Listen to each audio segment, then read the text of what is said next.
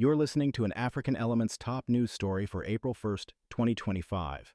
Please visit our website at africanelements.org for more daily news. African Diaspora Healing Rituals and Community Building, Exploring Black Healing Traditions and Resilience, by Darius Spearman, African Elements.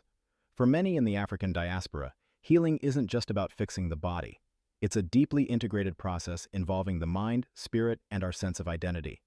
These traditional practices stand strong, often serving as vital tools to push back against the impacts of systemic racism and economic inequality we face, especially within standard biomedical systems. Think about how these traditions blend faith and therapy, really focusing on strengthening the bonds within our communities. Consider Haitian communities, for instance, right here in U.S. cities like Boston.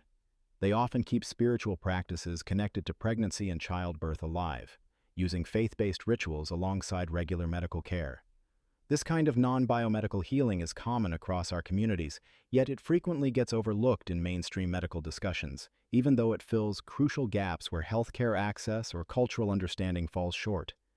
These methods, therefore, offer more than just physical relief. They provide spiritual grounding and reinforce our collective resilience. Looking deeper, some frame African diasporic healing work as a form of spiritual citizenship. This idea emphasizes healing as a direct response, an antidote, to the long history of oppression faced by Black people worldwide.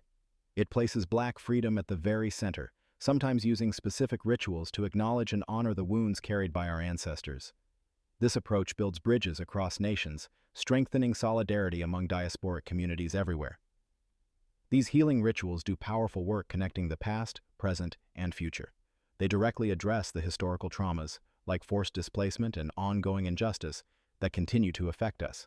Simultaneously, these practices aim to build sustainable spiritual, economic, and even political ecosystems within our communities.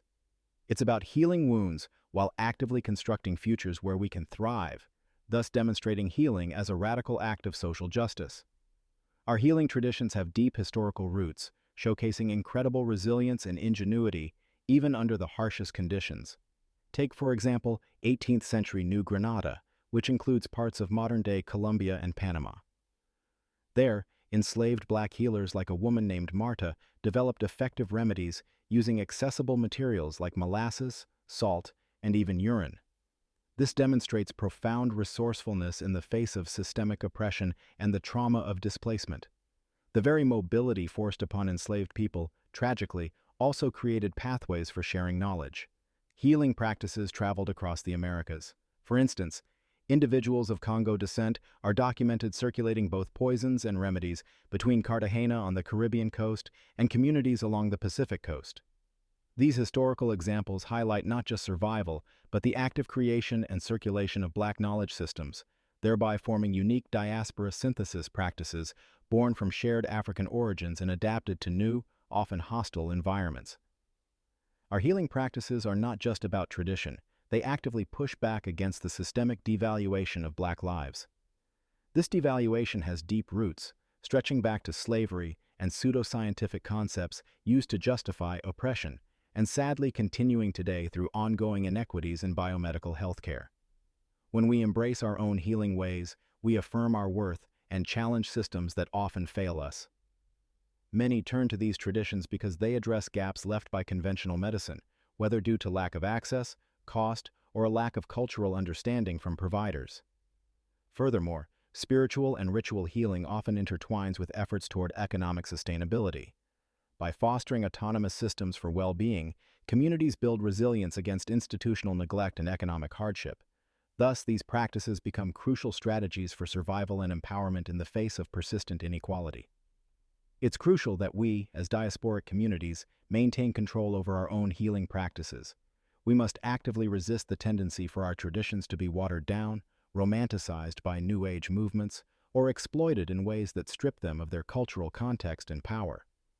Insisting on self-determined healing is an act of reclaiming agency and preserving the integrity of our ancestral knowledge. Part of this self-determination involves challenging harmful stereotypes, especially the portrayal of Africa as one single, unchanging place. Recognizing the reality, a continent of 54 distinct countries and home to 1.4 billion diverse people, is essential for accurately understanding the varied roots of diasporic cultures and healing traditions. The African diaspora itself is incredibly diverse, encompassing communities descended from those forcibly displaced during the transatlantic slave trade, as well as those who migrated voluntarily, both historically and more recently. Therefore, embracing this complexity helps us appreciate the rich tapestry of multicultural spirituality that exists across the globe. Copyright African Elements.